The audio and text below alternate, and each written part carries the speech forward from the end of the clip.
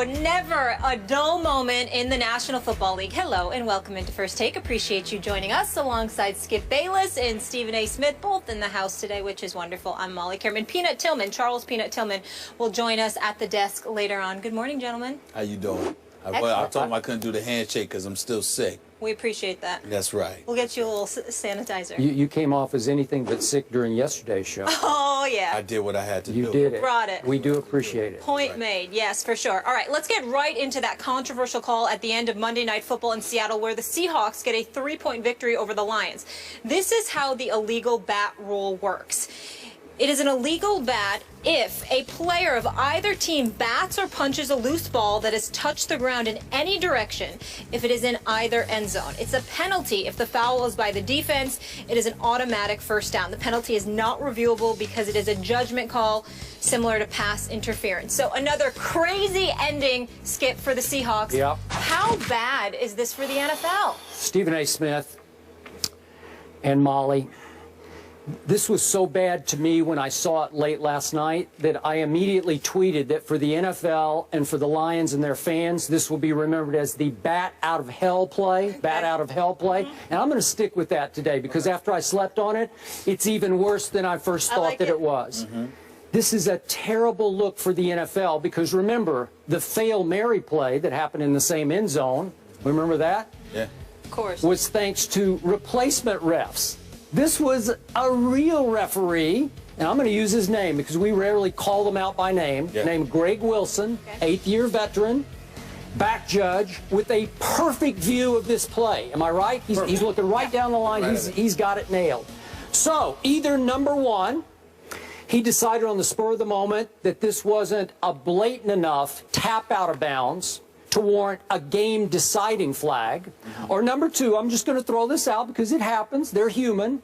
Number two, Greg Wilson might have been slightly intimidated enough by the crazy crowd called the 12s, that is Seattle's crowd, that he started to go for it, flinched, and thought, I don't know if I can get away with that here in front of this crowd on this stage on Monday Night Football. Or number three, it's just possible that he didn't know or didn't remember a very obscure rule that rarely comes into play this way in this circumstance at this part of the field, which happened to be the end zone. But here's why Greg Wilson had to throw that flag. The ball, if you see on the replay, was bouncing slightly backward. It's an oblong ball. It takes odd bounces, as we know. So the trajectory is slightly backward toward KJ Wright as he runs toward it and then taps it out of bounds. That's big advantage to Seattle because, bear with me on this, what if he allows the ball to fall and bounce again? It could have bounced back into the end zone. And I'm going to remind everybody, it's a live football. It would be possible, it could even be probable, that somebody on the Lions would recover it in the end zone for a touchdown.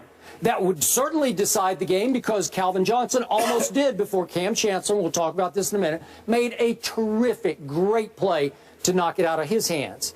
So the point here is the rule is in place to prevent exactly what KJ Wright got away with doing. He doesn't have to slug it out of bounds. He just tapped it out of bounds. That saved him from having to actually jump on the ball and recover it like a hand grenade in the end zone, right, to fall on top of it before a bunch of Lions fell on top of it.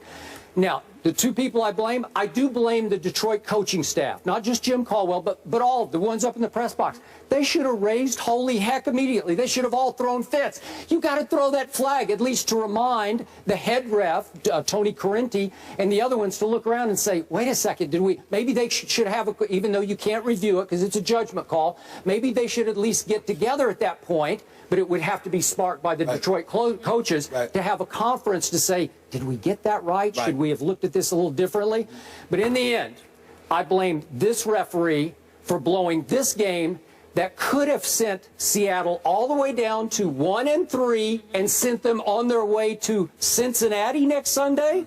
4-0 Cincinnati at 1-3. I think this referee, whether he didn't mean to, obviously, it wasn't intentional, he saved Seattle's season. Let me say this to you, Skip Bayless. Absolutely correct. on the call. No question about it. I totally agree with you. It was a blown call on the part of the referee. You've got Rule 12, Section 4, Article 1 of the 2015 rule book, NFL rule book.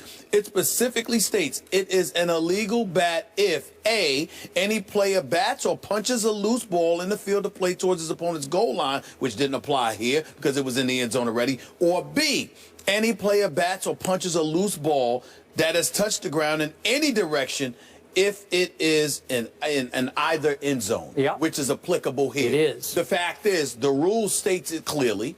It was in clear violation by K.J. Wright. It should have been called. The Detroit Lions should have had the ball on their half-yard line in position to win the game. No question about it. But I put an equal amount of onus because I do understand that human error is a part of the game. All right. But when you have Jim Caldwell and his entire coaching staff failing to raise holy hell and forcing the officials to literally mingle with one another, just get together and say, okay, let's look at this. Let's make sure of this here and discuss it. Even if it's obviously at the discretion of the official and it's not deemed quote unquote reviewable, the fact is you could get together, you could huddle together and make the correction because somebody can remind you of the rule that's in place. You're the back judge, you're supposed to know it, but somebody next to you or somebody in the vicinity may have known it and may have said, look, this is the rule, boom. But if you have no insistence on the part of the visiting team,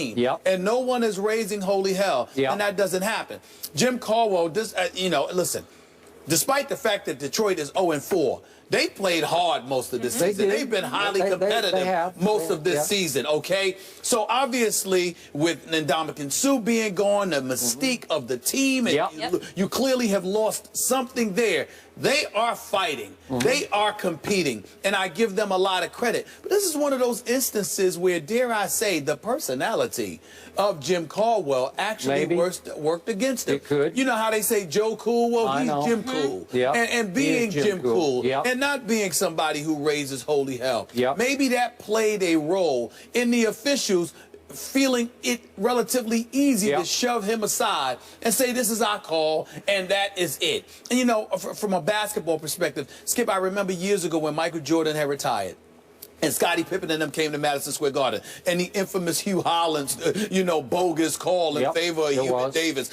And Phil, it's hard to imagine he's got bad hips and, he can't even be on the side. Because that day, he jumped up and down and was spinning around and going crazy. Like, I can't believe how awful this call is. Guess what? To this very day, Skip, I am of the belief, as awful as that call was, if Phil Jackson didn't jump around hooting and hollering over how bogus that call was, I don't think we would remember it nearly as much as we do to this very day. It was because of his reaction. And I bring that up to juxtapose it to Jim Caldwell, and you're looking for fire and brimstone. This is a game on the line here. How the hell do you make this call? No, no, no. Raise holy hell. And he didn't do it. But in the end, here's what it comes down to more importantly. The officials, the coaches for Detroit, obviously all played a role. But the person who played the biggest role is a guy we once knew as Megatron. Because you can't lose that ball. Well, that's a whole other issue. Yeah, but that's true. You can't lose that ball in that particular situation. And it's the combination of all three things that lead us to this. Okay, quick thought on that since you raised the issue. Do you blame Calvin or do you credit Cam for that play? I credit Cam. I credit Cam more than I blame Calvin. But I guess the reason why I'm blaming Calvin to some degree, Skip, is because it was a relatively pedestrian performance by him. And as far as I'm concerned, an anemic performance by that offense. Skip, they didn't do anything. The defense set up every point they had for them last night. Well, scored one touchdown, and the field goal, you guys, the defense put you in position for that. Their offense did nothing last night. And the one time they did do something, about to finish off a 90-yard drive, that play happens. So, that was the only thing they did effective all night. And that was my problem. Okay, I do not blame Megatron at all for that play because he's trying to make a hero play. He sees the goal line. He's got the ball in his left hand. He didn't extend it? But he's starting to. He's starting to extend to get the ball to the goal line. And he gets blindsided. He didn't see Cam come from his back blind side to knock the ball out. Skip, you got time. You got time. Okay, it's not like this is the last play of the game. It's a minute 51 left. You got time, and if you protect the ball, especially against Seattle, they're piranhas. They are piranhas. Yeah. They go after it. They didn't have one sack last night. Not one sack, Skip, and their defense was still hellacious. This is who they are. Yeah. They're piranhas. They're all over you. You have to protect that football. Okay, back to the Jim Caldwell issue. Should he have known? It sounded to me like in Pete Carroll's post-game press conference, he did not know the rule. It's possible because this is obscure. You know, I've been watching this game for a long time, covering it for a long time. I can't ever remember this rule coming into play like that. So it's also possible that Jim Caldwell just wasn't aware of the rule. That's fine. Yes. That's fine. It's also forgivable, but let's be clear. Skip Bayless is a journalist and a pundit and a commentator. And this is Jim Caldwell is the head coach. That's your job. No, I know. Now, I mean, don't get me wrong. I understand it. I understand it. It's forgivable because it's an obscure play. You don't see that very often. Okay. Nevertheless, it's the great ones know. Okay. The great ones would know. All right. Just to differentiate for our viewers. And I'm not saying I don't know, because I don't know if Jim Caldwell doesn't know or not. Okay, no, I don't either. But the only time I ever see this kind of rule come into play is usually when a punter muffs the snap near the goal line and it goes back in the end zone. Right. And you see the punter run after the ball. He doesn't bat it. He just kicks it out of bounds for a safety. Yep. Right? Yes. Go ahead. But here's the flip side. That is even more of a reason why you should know the rule.